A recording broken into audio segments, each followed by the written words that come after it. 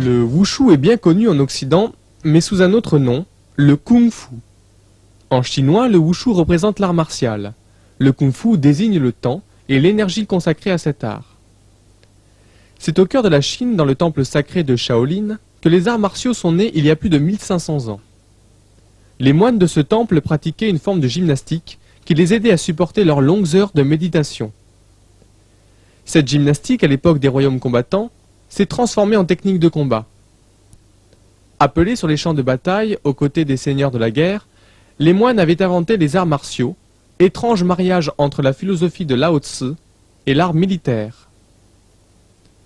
La base du wushu est caractérisée par des enchaînements de combats face à un adversaire réel ou imaginaire. Ils ont pour dénomination les Tao. Hors de Chine, le kung-fu devenu un produit de consommation est réduit à quelques attaques spectaculaires. En réalité, il existe dans le wushu plusieurs centaines de styles différents autour de 4 types de combats. Le corps à corps, le combat à plusieurs, le combat à main nue et le combat armé. La lance, le bâton, la hallebarde, l'épée, le sabre et l'éventail chinois représentent les armes principales du wushu. Cet art a été bien introduit grâce à ses solides bases dans les sciences sociales et naturelles.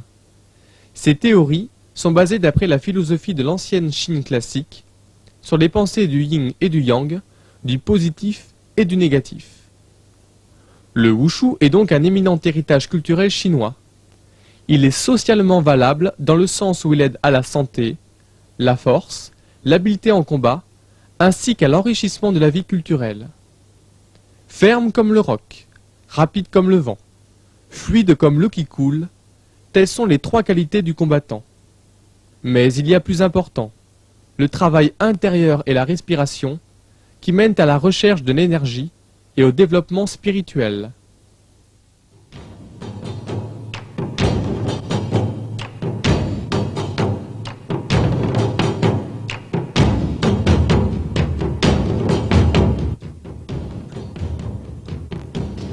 Il existe plusieurs écoles de wushu aux caractéristiques techniques bien particulières.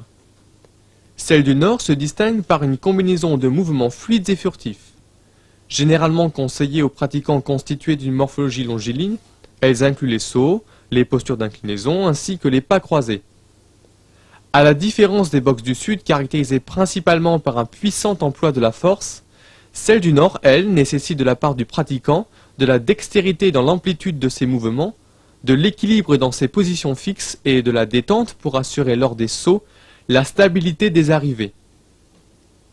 Souvent assimilé à de la danse, ce gestuel serait en fait redoutable s'il était mis en application contre un adversaire réel.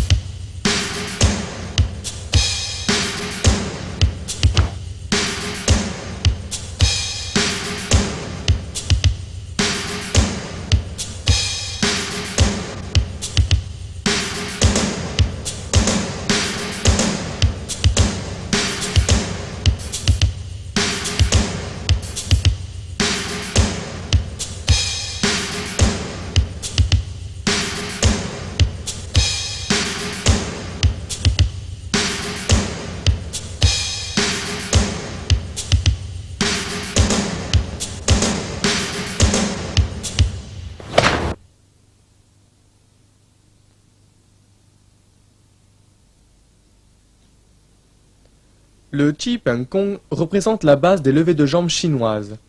Il est le travail préliminaire à l'exécution des différents Taolu.